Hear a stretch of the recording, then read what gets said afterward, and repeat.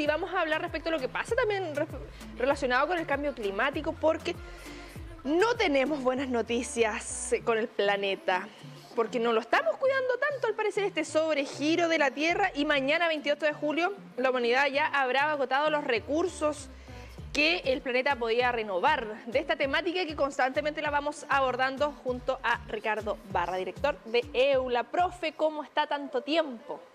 Sí, pues muy bien, Connie, muchas gracias por la invitación y agradecer la oportunidad que tenemos de conversar de estos importantes problemas, porque tienen que ver con el futuro de todos nosotros. Sí, absolutamente, porque claro, yo me estoy quejando acá del cambio climático, del cambio de temperatura. Bueno, tiene que ver precisamente con esto, con lo que estamos haciendo como especie, como humanidad, donde muchas veces criticamos lo que pasa en otros países, pero todas y todos tenemos un granito que aportar. Para ponernos en contexto, profe, lo que significa esto que ocurre mañana, este sobregiro de la Tierra, porque acá hacemos siempre esta comparativa como con la tarjeta de crédito. Sí. Que tenemos un cupo y algunos me incluyo, reventamos la tarjeta. Claro, nos relajamos. Pero ¿qué pasa con la Tierra? Porque en la realidad uno puede repactar, se endeuda en otro lado, ya lo arreglamos. Pero con la Tierra, ¿qué hacemos? Sí, pues ese es el problema que tenemos hoy día, porque el sobregiro significa agotar todos los recursos renovables que tenemos en el espacio de un año, ¿no? Esto se hace con fines, es un fin ilustrativo, es mostrar la velocidad de consumo y de degradación del planeta que tenemos hoy día. Entonces, mañana 28 de julio es el día en el cual todos los recursos renovables que tenemos en el planeta se acaban y por lo tanto a partir del 29 de julio empezamos a vivir de la línea de crédito, ¿ya? Y bueno, todos los que sabemos algo de finanzas, ¿no es cierto?, vivir de la línea de crédito no es sostenible y nos lleva a un colapso, a la quiebra, ¿no? Que en el caso planetario significaría, digamos, el fin del planeta como lo conocemos como especie. Podemos incluso extinguirnos como especie los humanos, digamos, en función de la propia acción que nosotros estamos ejerciendo sobre este delicado planeta Tierra. El problema es, Connie, que al final todos sabemos qué es lo que está causando este problema. Sabemos que estamos emitiendo muchos gases de efecto invernadero producto de la matriz energética que actualmente tenemos a disposición, que es fundamentalmente basada en carbón y petróleo. Sí. Y por lo tanto, la transformación de esa matriz energética es fundamental para torcer la trayectoria del cambio que llevamos, ¿ya? Estábamos todos felices estas semanas con las lluvias que han caído en Concepción. Ya prácticamente cuando uno compara los datos de agua caída hoy día con los datos históricos estamos dentro del promedio, pero este escenario hídrico que tenemos hoy día no resuelve el problema de la sequía. ¿Ya? El problema de la sequía es un problema de más larga data, de largo plazo. ¿Ya? Tendrían que llover muchos años como ha llovido el presente año para poder resolver el tema. Y claro, y aún así estaríamos con déficit porque nos estamos acomodando de acuerdo a lo que teníamos, pero seguimos con números rojos. Tendría que llover más aún. O sea, si antes llovía 5, ahora está lloviendo 4,5. Igual tenemos ahí por poner un número, no, claramente no es eso. Profe, en ese sentido, respecto a lo que ocurre, porque generalmente nosotros ya estamos terminando julio y se tira como para broma nosotros, los chilenos, nos pasamos a agosto. Acá ni siquiera llegamos a pasar julio. A ese nivel estamos con los recursos. ¿Cómo se saca este promedio de acuerdo a lo que debemos utilizar durante el año? Y lo que señalabas, claro, los elementos que utilizamos, pero también la sobrepoblación, los estilos de vida que estamos teniendo actualmente, porque la sociedad ha cambiado bastante. Si pensamos desde antes de la pandemia, ahora ha cambiado, pero si nos vamos un poquito más atrás, 10 años, una década atrás, 2 décadas atrás, hemos cambiado bastante nuestra forma de construir ciudad, de construir vida. Sí, efectivamente tenemos patrones de producción de cosas y de consumo que hoy día no son sostenibles, ¿ya? Por ejemplo, un ejemplo de eso es el tema del plástico, ¿ya? Y hoy día leía con preocupación, ¿no es cierto?, 11 millones de toneladas de plástico se están yendo directamente a nuestros océanos. Eso es una cantidad estratosférica, digamos, ¿ah? Que va a hacer que si seguimos botando plástico a este ritmo, que en el año 2050, si colocamos en una balanza el peso de todos los peces del mar y al otro lado los plásticos van a pesar casi lo mismo. ¿Ya? Entonces tenemos una forma de consumo que, por supuesto, tenemos que modificar. Y fíjese usted, hoy día o mañana va a ser el sobregiro de la Tierra, pero ya Chile, como país, sí, pues, nos sobregiramos en mayo. el 15 de mayo. ¿Y cómo hemos ido disminuyendo esta fecha? Porque el 2021 fue el 29 de julio, este año ya es el 28, pero el 2020 fue el 22 de agosto, o sea, del 2020 al 2021 fue drástico el cambio, ahora por lo menos un día, un poquito menos, pero aún así es preocupante. Es muy preocupante y eso tiene que ver un poco con nuestro estilo de vida, de producción, del consumo de energía, de las basuras que botamos, etcétera. Ahora, sin duda, esto requiere una transformación de orden mayor, ¿ya? Claro. Porque lo explicábamos también en algunos programas anteriores, ¿no? O sea, Chile con el nivel de vida que tiene, ¿no es cierto? Si todo el planeta viviera como nosotros, necesitamos más de un planeta, más de los recursos que nos da un planeta. Imagínense, y nosotros tenemos una calidad de vida que autocalificamos como más o menos nomás, ¿no? No somos un país de altos ingresos, sí, ni un país que haya alcanzado mejores y mayores niveles de desarrollo, ¿no? Pero sin embargo, nuestra tasa de consumo ahora, ¿no es cierto?, sobrepasa la tasa de generación de los recursos que hoy día el planeta nos ofrece. Y eso nos tiene que hacer pensar y actuar, ¿no es cierto?, en relación a cómo consumimos y cómo se producen las cosas y los bienes, ¿ya? Y yo creo que aprendimos poco de lo que la pandemia nos pudo haber enseñado. La pandemia nos enseñó que podíamos vivir consumiendo mucho menos. Sí, y sin embargo, hoy día vemos, ¿no es cierto?, que tras el retorno a la normalidad, a la actividad más normal, ya estamos igual que antes o peor, ¿no? Volvimos a una concepción saturado de vehículos con mayores y peores niveles de contaminación atmosférica, con mayores problemas de salud mental en la población, etcétera. Tenemos un país que, en vez de apuntar en la dirección de la sostenibilidad, del bienestar y del mejor vivir, o del buen vivir, ¿no?, estamos caminando en esta otra dirección. Y es justamente eso lo que nos enseñan este tipo de elementos. Este tipo de elementos como el mostrar que ya el 28 de julio agotamos todos los recursos renovables en el contexto de un año y por lo tanto nuestra huella ecológica, la huella de contaminación y degradación ambiental está superando, por cierto, la tasa que tiene el planeta de autorregenerarse, de regenerar las capacidades y condiciones que tenía el planeta antes, ¿no?, de que la actividad humana tuviera el impacto que está teniendo hoy día. Y claro, usted lo mencionaba, está el tema de la población, de la sobrepoblación, aunque en el caso chileno tenemos que reconocer que la población, en vez de crecer, está... Baja natalidad, sí. Bajando, ¿ya? Las tasas de natalidad bajan y eso implica que una forma de sobrellevar eso, ¿no es cierto?, va a ser la inmigración, que es lo que pasó en otros países que pasaron por la misma escenario, digamos, en Europa. Hoy día leía en las noticias de la Deutsche Welle que ya hay muchos menos jóvenes en Alemania que en los años 50. Imagínense, está quedando mucha menos población. La comparación que siempre hacemos acá en Chile, que nos parecemos a los países desarrollados sin tener el desarrollo, porque somos una población más vieja, con más experiencia, hay que decirlo, ¿no? Sí, viejo suena feo. Claro, entonces, claro, y ahí yo creo que cada uno de nosotros algo tiene que hacer. O sea, por un lado, tenemos el tema de qué consumimos, cómo consumimos, para qué, que nos preguntemos cada vez que tenemos un deseo, porque ya no son tanto las necesidades, Connie, son más bien los deseos. ¿Ya? Porque si lo miramos fríamente, ¿no es cierto?, la gente que retiró su 10% de las AFP no lo hizo para comer. Muy pocas personas lo necesitan. Era para pagar deudas de cosas que se van... Sino que fue para pagar deudas, comprarse vehículos, remodelar sus casas, etcétera, digamos. O sea, ese fue el objetivo, digamos, de ese consumo. Y eso porque Chile, a pesar de todo lo que critiquemos de cómo estamos, ¿no es cierto?, ha ido superando estos niveles de pobreza que teníamos hace 5 décadas atrás.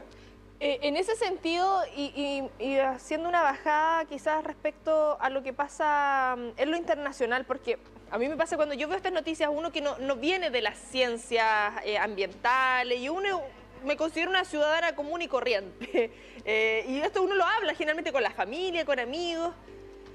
Uno empieza a pensar, pero a ver, esto no llega a los tomadores de decisiones porque, insisto, a veces uno como ciudadano, como ciudadana, toma sus resguardos, estamos reciclando, hay cosas que señalaba usted respecto a los plásticos y elementos de materiales de un solo uso. Pienso en algo tan básico, por ejemplo, los palitos de sushi.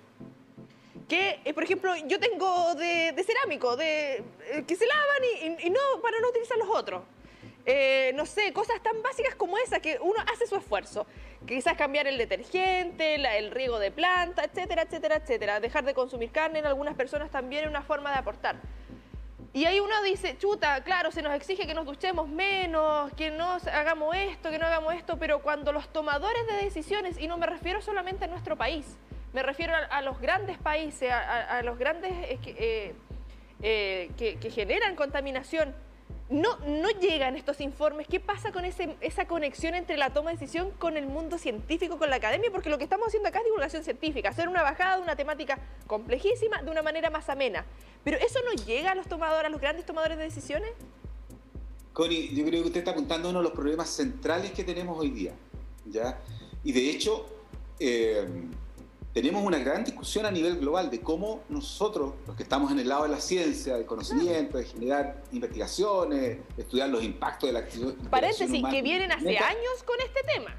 Exactamente, cómo podemos ser más efectivos en comunicar lo que nosotros hacemos y el conocimiento que estamos entregando a la comunidad global para que los que tengan que tomar las decisiones las tomen con la mayor urgencia y celeridad posible. ¿Ya? Y ahí tenemos un vacío de comunicación, tenemos un vacío de confianza y de falta de colaboración, que yo creo que es fundamental para poder superar la actual crisis o la triple crisis ambiental que estamos observando en el planeta. Entonces, yo creo que ahí tenemos una obligación, tanto nosotros como los tomadores de decisiones, de estimular los mecanismos y vías de diálogo y de traspaso del conocimiento, que a veces suena tan complejo y tan complicado para el común de las personas, hacia los tomadores de decisiones y nosotros mismos obligarnos como científicos, ¿no?, a traducir la experiencia, la tecnología, el conocimiento que generamos en un lenguaje que los tomadores de decisiones puedan comprender de mejor forma para la acción. Es decir, cómo nosotros podemos generar un mayor impacto en los tomadores de decisiones que el impacto que hemos tenido hasta ahora, porque hasta ahora, digamos, la verdad, digamos, lo que nos escuchan es bastante poco. Y eso también tiene que ver con el rol que la ciencia tiene en el desarrollo, ¿no? En un país nuestro de desarrollo medio, la inversión que se hace es bajísima. Y eso obedece también a la escasa confianza que hay en el desarrollo autónomo en términos de ciencia, de tecnología, de innovación. Yo creo que ahí tenemos un espacio para poder ayudarnos como país a crecer, y eso requiere, por cierto, colaboración y confianza entre todos los actores que conformamos el mundo del conocimiento y de, ojalá, promover la sostenibilidad a nivel del país y del planeta. Claro, porque en este sentido el tema medioambiental es una preocupación de la ciudadanía y lo hemos visto. Los movimientos sociales han hecho cambios de una u otra manera en nuestro país, lo que ocurrió con los humedales, lo que ha ocurrido con diversos sectores acá con lagunas, protecciones, donde hemos visto, bueno, desde el Departamento de Prensa se ha estado cubriendo eso, cuando bajan las lagunas, construcciones en lugares que no corresponden, preservar, proteger, cuidar nuestros espacios que como señalaba anteriormente Ricardo, no tenemos otro planeta. Si bien hay proyectos en el espacio, de ir viendo qué pasa en Marte, etcétera, etcétera, etcétera, son cosas que estamos hablando de muchos años más a futuro, y lamentablemente estos cambios que estamos viviendo también no es una cosa que uno diga, ya si viene de aquí en un par de años. Nos vamos viendo afectados día a día. Menos lluvia o esta concentración de las lluvias en poco tiempo, que genera inundaciones, y como que vamos sufriendo de a poquito y el planeta sigue sufriendo. Es el síndrome de la rana hervida, ¿no? La rana que se empieza a calentar con el agua, ¿no?, y no se da cuenta que el agua se va calentando hasta que finalmente el agua hierve y, por cierto, la rana muere. ¿Ya? Yo creo que tenemos esa sintomatología hoy día. Estamos medio atontados todavía. Nos estamos dando cuenta que se nos está se nos está calentando el agua, ¿no es cierto? Y que nos está impactando en forma directa. Estamos viendo las noticias que llegan desde Europa, desde California, con los incendios forestales, etcétera, digamos. O sea, cada vez nos empezamos a acostumbrar a que hay cuestiones que no tenían precedentes y que han ocurrido también en nuestro país. Recordemos los incendios del 2017. Nunca antes habíamos verificado, digamos, una superficie quemada del orden de 600.000 hectáreas en el Chile Centro-Sur, en el verano del 2017. El mega incendio, la mega sequía, son cosas que nos empezamos a acostumbrar a escucharlas. Las rachas de viento, que fue ahora nomás en Talcahuano, y el 2019 tuvimos similar. No tienen tantos precedentes en la historia, porque a eso nos va a acostumbrar el cambio climático. El cambio climático nos está poniendo un desafío, que es que nos va a poner en un planeta que empieza a ser desconocido para nosotros. Entonces, ese es el objetivo de los acuerdos globales, de los cuales Chile es parte y juega un rol. A pesar de estar, digamos, de ser un país en vía de desarrollo, Chile se ha comprometido firmemente, digamos, con el compromiso. Es uno de los primeros países en América Latina que firmó una ley de cambio climático que nos compromete a la carbono neutralidad. Yo, por supuesto, saludo ese esfuerzo que como país hacemos y por lo tanto hay que apoyarlo y, por cierto, promover todo lo que sea la carbono neutralidad de nuestro sistema económico, financiero, político, etc. Pero para eso también necesitamos construir las capacidades. Y ahí yo creo que tenemos un espacio de crecimiento y la mejora de la educación es fundamental para ello. Necesitamos comprometer, hacer lo que el profesor Oscar Parra, antiguo director de la EULA, siempre nos mencionaba, ¿no? La alfabetización ambiental.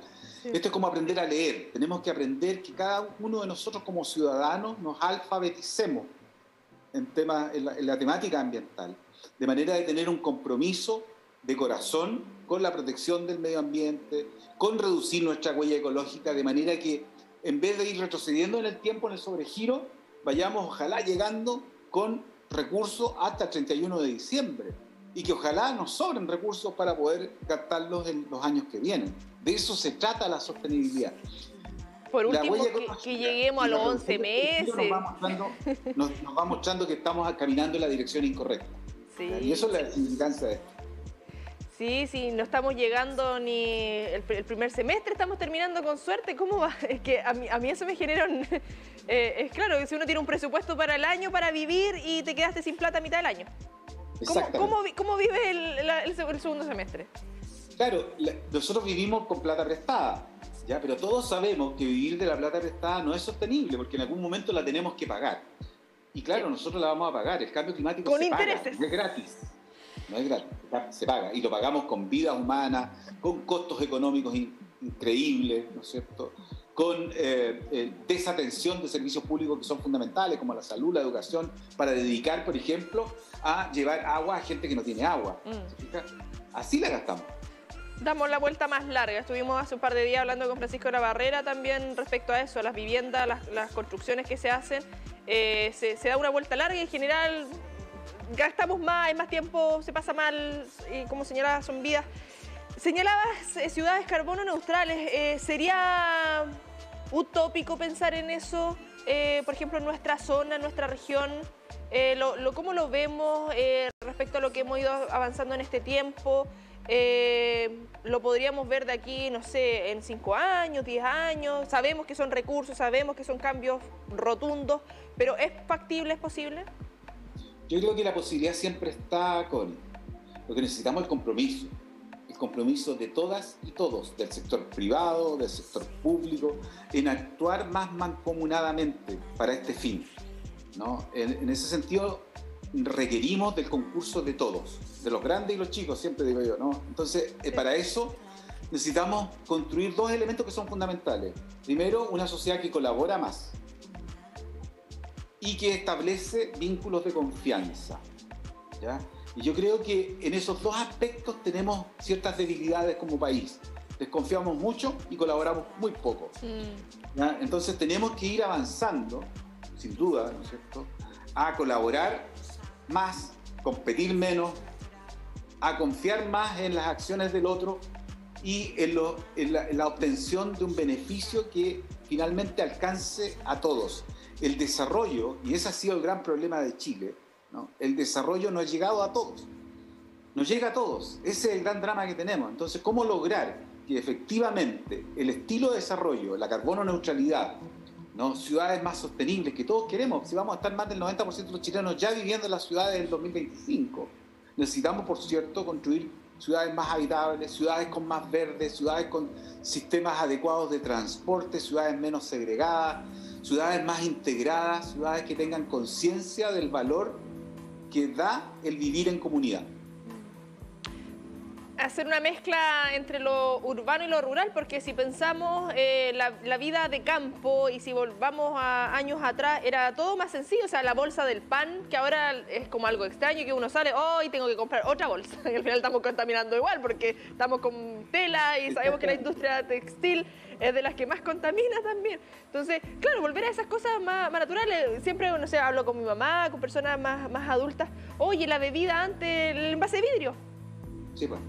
Que eran cosas tan chiquititas, pero que ahora son cosas habituales, claro, y se compraban para momentos especiales, no eran cosas del día a día, que ahora tenemos la bebida todos los días en botella de plástico, muchas veces no retornable porque preferimos la otra que es desechable, al tiro la botamos. Sí, o sea, el plástico ha cambiado, pero aún así es contaminación. Y con cantidades de azúcar que sabemos nos hacen muy mal a la salud de las personas. Además. ¿No es cierto? Entonces, claro, ese estilo de vida poco saludable sin duda nos tiene que hacer pensar en una forma de consumo más saludable. Y fíjese usted, eso nos tiene que retrotraer a lo que nosotros venimos diciendo hace tiempo, ¿no es cierto? La relocalización de la producción, es decir, cómo observamos que a nivel local ya podamos de nuevo volver a producir aquello que antes consumíamos, desde los porotos y las lentejas, hoy día las tenemos que importar, ¿ya?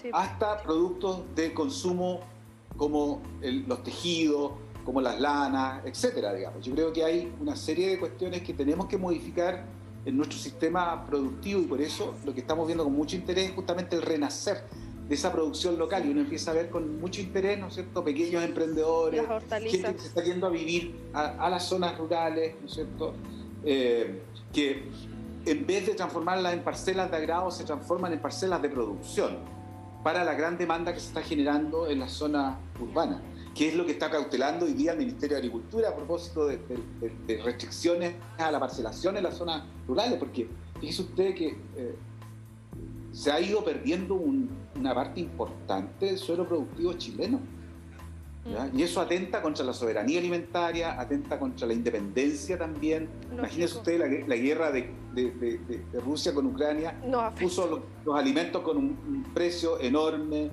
¿no? Que si tuviéramos las salvaguardas locales, ¿no es cierto?, de producción local, no nos veríamos afectados. Los productores locales, no estaríamos tan afectados como estamos hoy día. Sí, precisamente, y la conexión súper dentro de lo cotidiano que uno de repente está viendo redes sociales, me apareció un video precisamente de consumir lo local y lo estacional, porque muchas veces queremos consumir frutas que no son de la estación, y lo que significa producir eso, y cuando no son de nuestra zona también, que es viaje, o sea, es una cosa que es cambiar, claro, estilos de vida, que nosotros tenemos que incorporar en nuestra mente y conciencia, ¿no?, que el transporte de un lugar a otro, ¿no es cierto?, genera una importante huella ecológica y que contribuyan al sobregiro que tenemos hoy día, ¿ah?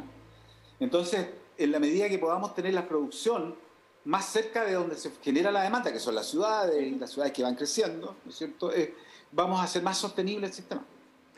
Sí, y eso uno lo observa, Connie, en la ciudad. Usted, si va los días sábados a la feria de Collao, ¿no es cierto?, va a encontrar un montón de productores locales que vienen de Santa Juana, y más baratito, de Tomé, ¿no es cierto?, que de una u otra manera ayudan, ¿no es cierto?, a darle más sostenibilidad a la producción local, ¿no? Y nos ayuda también a alimentarnos y a nutrirnos de mejor forma.